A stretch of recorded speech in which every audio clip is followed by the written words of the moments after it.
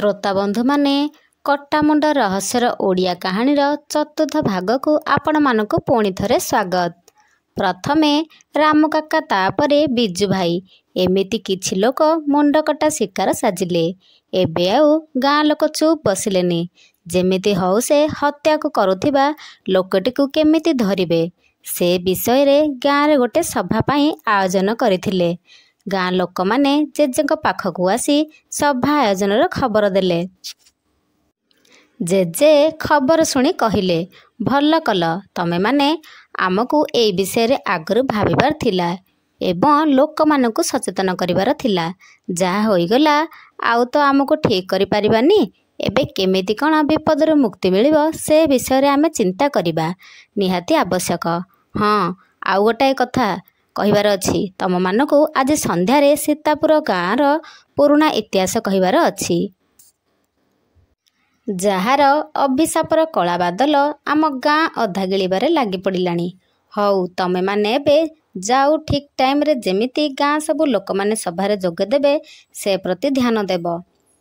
ठीक सकाळ 7टारे नागरवाला गाँ सभारे जोगदान देबा पाई गाँ सारा बुली नागर देला जे सुण सुण एत द्वारा सीतारामपुर ग्रामवासी मानक जणाई दिया जाउछि जे ठीक संध्या 6टारे दुर्गा मंडप ठारे गोटे सभार आयोजन करा जायछि।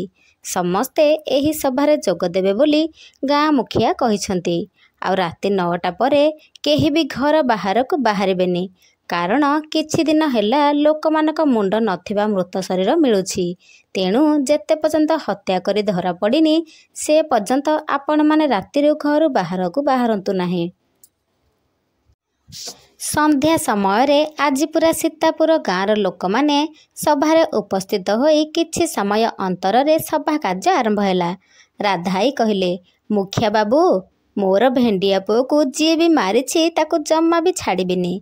जेजे कहिले, मु तो कष्ट बुझी पारुछि हेले आमे तार किछि करि परिबानी।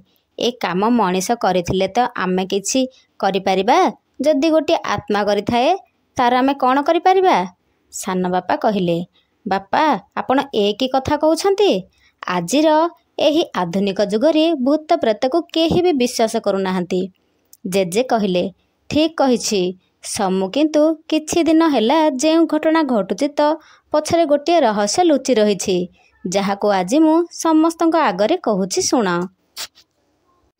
आगरु आमको इंग्रेज माने शासन करुथिले। आखपाख गाँ परी आम गाँ को भी इंग्रेज माने शासन करुथिले। सेतेबेले मु छोट थिली, प्राय 13 वर्ष होइथिबो मते। सेतेबेले ब्रिटिश आर्मी तरफरु कर्नल पदवी रे नुआ करी जोग देइथिबा फिलिपे आम गाँ को खजना आदाय पाई आसिले। तांकर व्यवहार कथावार्ता किंतु अलगा ब्रिटिश ऑफिसरଙ୍କ ठारू नियारा।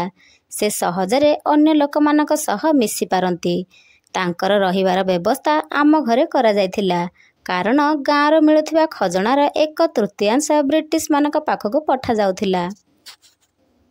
श्रोता बंधु माने ओडिया कहानीर चतुर्थ भागटी जदि आपण मानक भल लागि थाए लाइक शेयर एंड सब्सक्राइब करिदेबे। रहुछि जय जगन्नाथ।